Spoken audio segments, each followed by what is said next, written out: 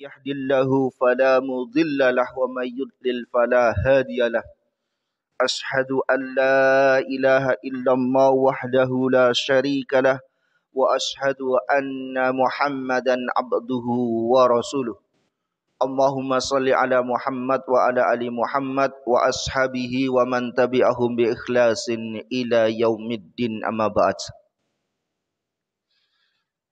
Alhamdulillah, kita bersyukur kepada Allah atas kemudahan yang diberikan kepada kita masing-masing, karena sesungguhnya kita tidak akan bisa menghadap kepada Allah itu hanya berbekal dengan amal-amal soleh kita.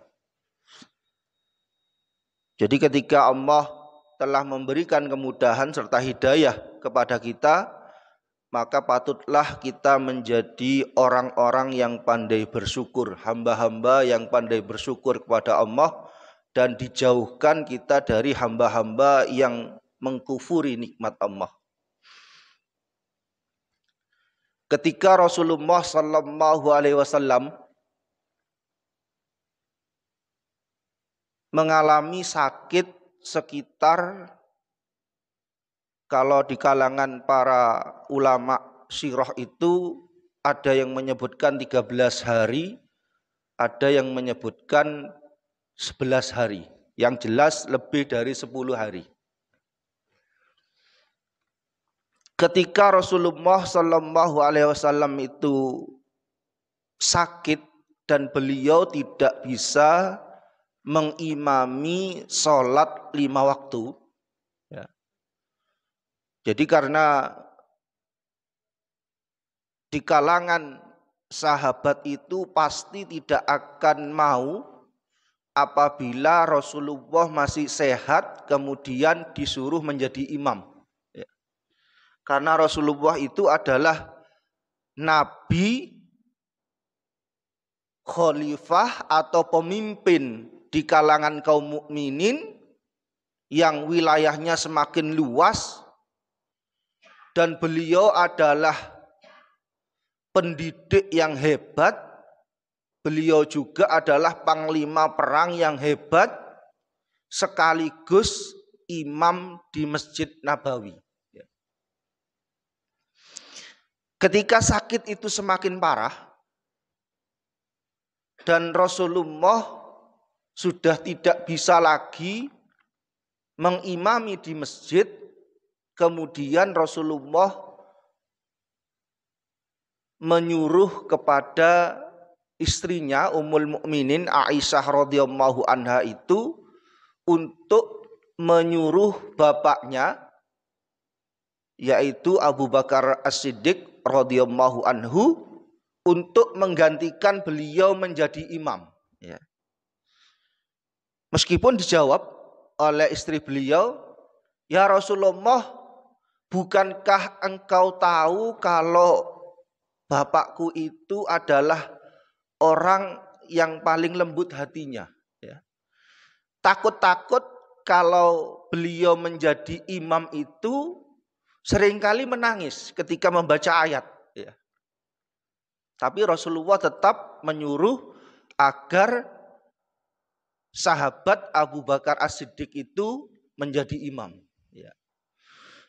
Dan begitu pun beliau, sahabat Abu Bakar sendiri itu ketika disuruh menjadi imam sebetulnya dengan berat hati. Tapi karena Rasulullah yang menyuruh, maka Abu Bakar As-Siddiq segera menggantikan beliau menjadi imam. Kemudian selang beberapa hari sebelum beliau wafat, beliau merasa enakan badan, dan kemudian beliau meminta kepada istrinya untuk memberikan air mengguyur badannya biar segar. Kemudian beliau memaksakan dirinya untuk hadir di Masjid Nabawi ketika sholat itu sedang dilaksanakan. Kemudian sahabat Abu Bakar itu yang mengetahui kalau Rasulullah datang, ingin membatalkan menjadi imam dikala sholat itu dilaksanakan. Ya. Jadi ingin beliau mundur, kemudian menyuruh kepada beliau untuk menjadi imam. Ya. Tetapi diaba-aba oleh Rasulullah Shallallahu Alaihi Wasallam agar beliau tetap menjadi imamnya. Ya. Sehingga beliau itu berdiri pas di sebelah kirinya sahabat Abu Bakar. Ya.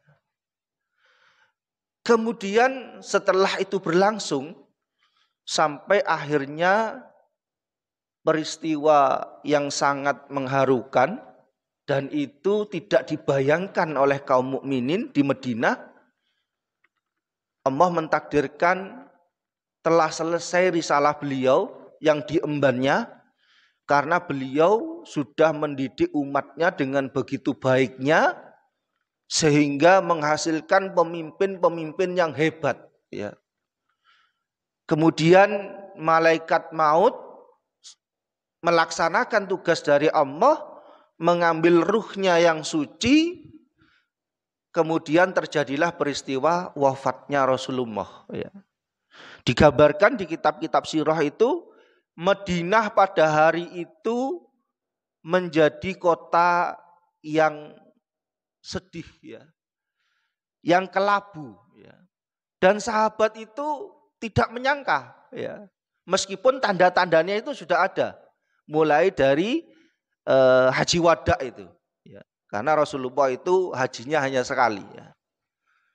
Kemudian setelah itu timbul persoalan di kalangan sahabat. Ya.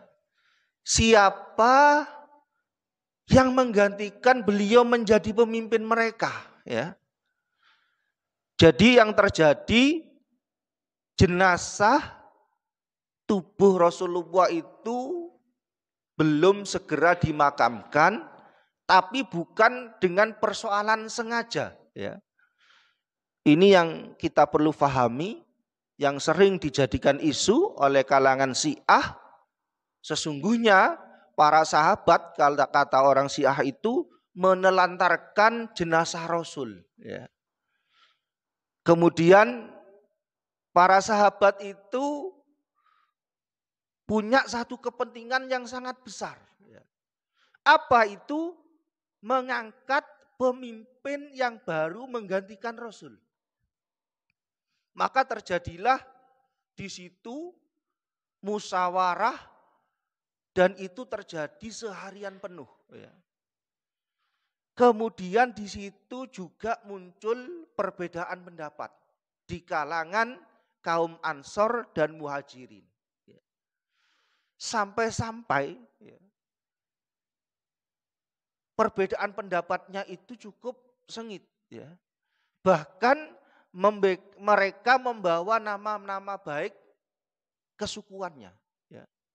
Kemudian katanya kaum Ansor, kamilah yang layak menjadi pemimpin. Ya. Karena kami yang telah menolong ketika Rasulullah itu hijrah dari Mekah ke Madinah. Kalau tidak ada kami, tentu Madinah ini tidak menjadi wilayah yang aman dijadikan negara Islam, kata mereka. Kemudian kaum Muhajirin juga sama. Ya. Oh tidak, kata mereka. Kata mereka, kamilah yang layak menjadikan pengganti Rasulullah. Karena kami ini yang menemani Rasul ketika hijrah. Kami sudah meninggalkan hal-hal keduniaan kami di Mekah. Harta-harta kami bahkan ada yang istrinya, anaknya ditinggal untuk hijrah ke Madinah. Sampai-sampai persoalan itu sepertinya menemui jalan buntu.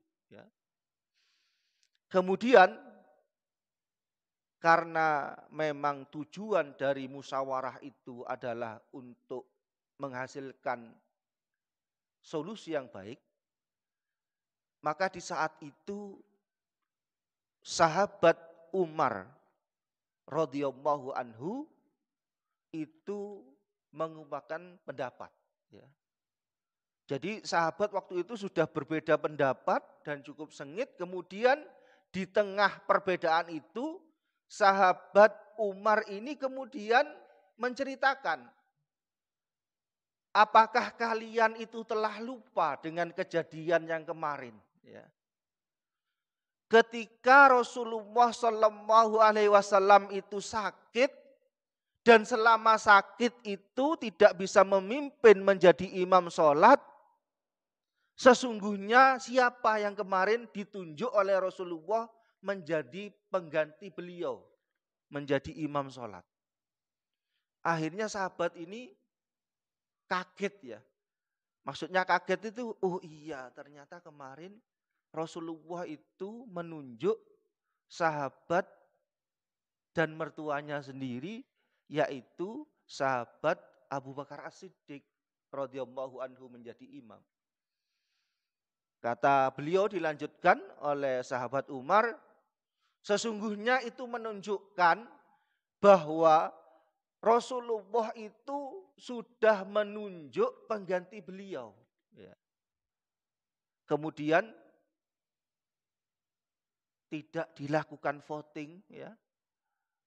Sahabat itu kemudian ada yang menangis bahkan ketika mereka lupa dengan kejadian Rasulullah ketika menunjuk sahabat Abu Bakar itu menjadi imam.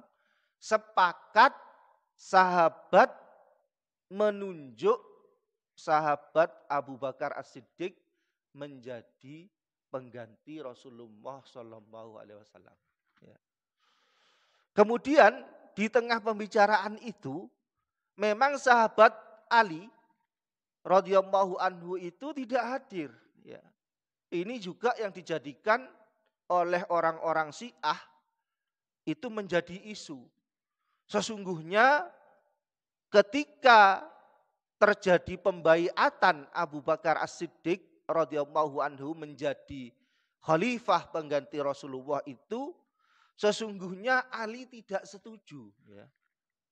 Kemudian orang-orang munafik dan orang-orang Majusi yang ada di Madinah itu menghembuskan gosip bahwa sesungguhnya Abu Bakar As-Siddiq telah merebut kekuasaan dari yang seharusnya menjadi pemimpinnya itu Ali radhiyallahu anhu. Kemudian ditanyakan oleh sahabat Umar ini langsung kepada Ali, ya Ali, kenapa engkau tidak menghadiri kemarin acara yang paling krusial itu? Ya, ketika kaum mukminin membicarakan tentang pengganti Rasulullah. Kemudian Ali menjawab, wahai sahabatku Umar, sesungguhnya aku itu masih dalam keadaan berduka. Ya. Dan aku sedang menenangkan istri dan anak-anakku, keluargaku tentang kepergian Rasulullah Sallallahu Alaihi Wasallam. Ya. Tidak ada niatan untuk sengaja tidak hadir dan membaiat secara langsung kepada sahabat Abu Bakar. Tapi sesungguhnya aku ridho ketika sahabat Abu Bakar As-Siddiq itu menjadi pengganti Rasulullah Sallallahu Alaihi Wasallam. Kemudian Ali menemui sahabat Abu Bakar untuk bersalaman dan berbaiat atas kepemimpinannya. Apa pelajaran yang bisa kita ambil dari peristiwa ini? Satu, bahwa kepemimpinan di dalam umat itu adalah persoalan yang sangat penting. Jadi kalau kita sebagai umat Islam yang mayoritas di negeri ini kemudian tidak memperhatikan persoalan kepemimpinan dan itu kemudian diambil alih oleh umat yang lain, maka sesungguhnya kita telah meletakkan persoalan-persoalan yang pokok dan salah kepada kepentingan kaum muslimin. Kedua, memperjuangkan Islam ini adalah persoalan yang wajib. Ya. Tetapi karena kita harus paham wakil dari persoalan sejarah, fakta sejarah. Sesungguhnya secara kemanusiaan para sahabat itu juga berbeda pendapat, ya. Dan terjadi itu, ya. Tetapi mereka sami'na wa ato'na terhadap kalau ada solusinya diambil dari Quran dan Sunnah. Ya. Sebagaimana yang terjadi di situ. Ketika sudah ditunjukkan secara amaliyah, Rasulullah itu sudah menunjuk kepada Abu Bakar As-Siddiq menjadi penggantinya. Para sahabat itu langsung sami'na. Ya. Tidak protes. Dan perjuangan Islam itu adalah perjuangan yang sangat kompleks dan komplit. Ya. Tidak ada satu lembaga, satu ormas, lembaga dakwah yang bisa mengerjakan semua persoalan umat ini. Ya. Itu harus difahami. Ya. Saya pernah diajak oleh Ustadz Khalil Nur, Allahumma yarham itu ketika di markas dakwah, dewan dakwah di Malang. Kalau tidak salah itu dengan Pak Suhadi juga ya di sana itu. Di situ disebutkan oleh Ustadz Andri Kurniawan, beliau menghadirkan para mu'allaf dari suku Tengger. Ya.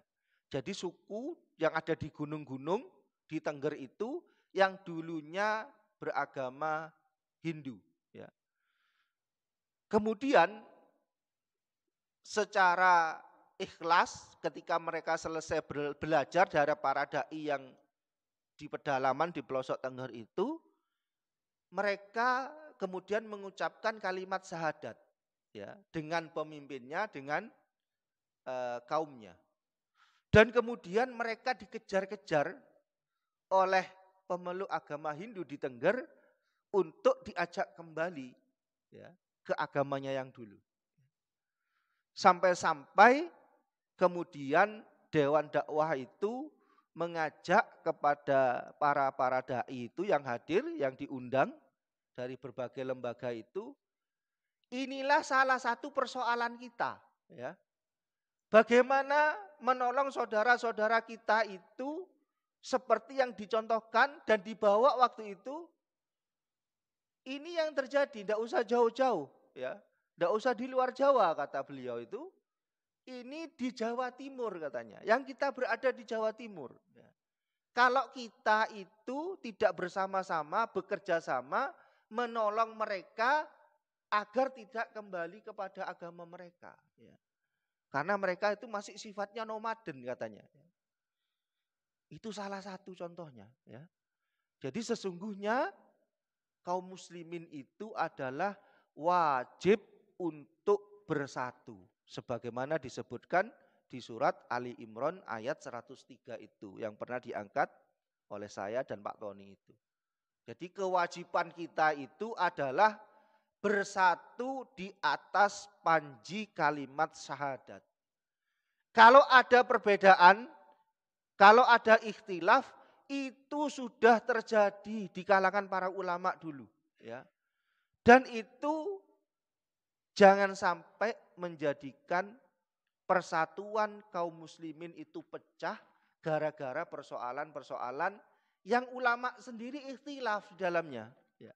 Kita harus paham. Ya.